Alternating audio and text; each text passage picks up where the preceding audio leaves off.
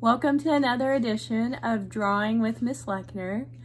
Today, I was kind of in an imaginative, creative mood. Do you ever get that way where sometimes you just think about all these fun things if they could really exist or have a magical place to go to? Maybe something like you've seen in a movie or read in a book. So I was thinking about kind of the idea of fantasy, which if you remember, fantasy means that it's make-believe, but also has a little bit of that element of like fairy tales and magic. I was thinking also too about the artist Romero Brito and how he always said he wanted his pictures to tell a story. So today on Drawing with Miss Leochner, we're going to work together to create an enchanted forest that you can fill with whatever creatures you want and then get to color it in however you want in a magical land of your own creation. So for me, I guess I could imagine that this place takes place in a land called Miss Leochner Land, maybe. So you might name your magical land, give it a good name, whether you name it after yourself, or maybe you just make up a word to name it. Whatever it is, let's go draw some make-believe. So here I am again with Mr. Handy Dandy Pencil. I'm going to use things that I remember I've drawn before and that are in my artist memory. So things maybe I've observed in real life, like trees and flowers, maybe even pictures of things like unicorns or mermaids or fairies or elves, whatever it may be, to create my magical land.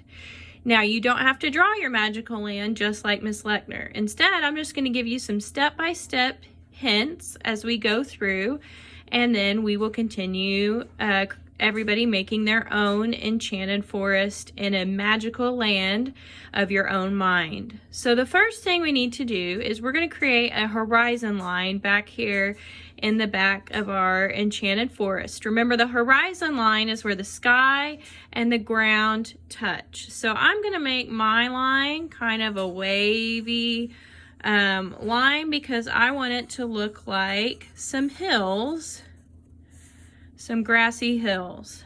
So here, remember, here's our horizon line. There's the sky and it's touching the ground. Now, as I was thinking about my magical land, I kind of wanted to create a magical sky.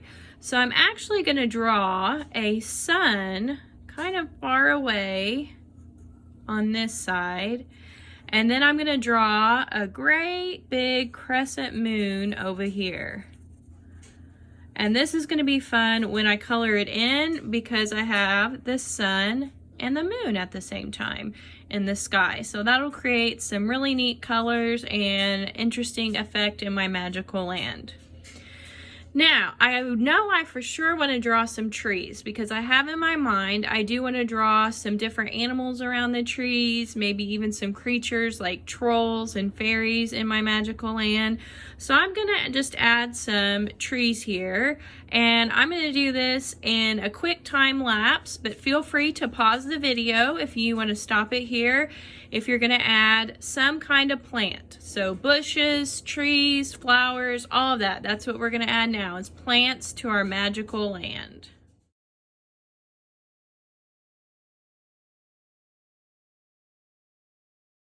Okay, kids, so I added a couple of different types of trees. I added just a few little tiny flowers. And if you noticed, I used my space really well. And I told a little bit of a story with even my plants already because I have some plants here that are really close to whoever's looking at my drawing. I have some here in the middle of the drawing, and then I have some on that horizon line in the back. So if you remember, this part would be the foreground, this is the middle ground, and then the background. So now we're going to be ready to start adding some different creatures. So you might want to think, what do you want in your forest? I've given plenty of different examples for magical creatures. You could draw unicorns, magical frogs, you could draw trolls, you could draw gnomes, you could draw magical fairies that look like butterflies, whatever you want. That's what we're going to fill in our drawing with next. So I'm going to again fast forward through this part because I want you to come up with your own magical creatures, just like I'm going to come up with my own magical creatures, and then we'll meet back together to talk about coloring in our picture.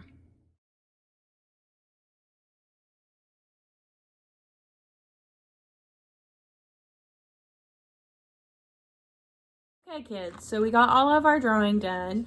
I decide I'm going to use these markers to color in my magical forest, but you feel free to use whatever you have around the house and whatever gets the mom and dad okay seal of approval. So let's start coloring, and then at the end I'll show you my magical forest, and you can drop your magical forest, have mom or dad take a picture in the comments below so that way I can see all your fabulous artwork you're creating. Have a magical day, friends. Bye-bye.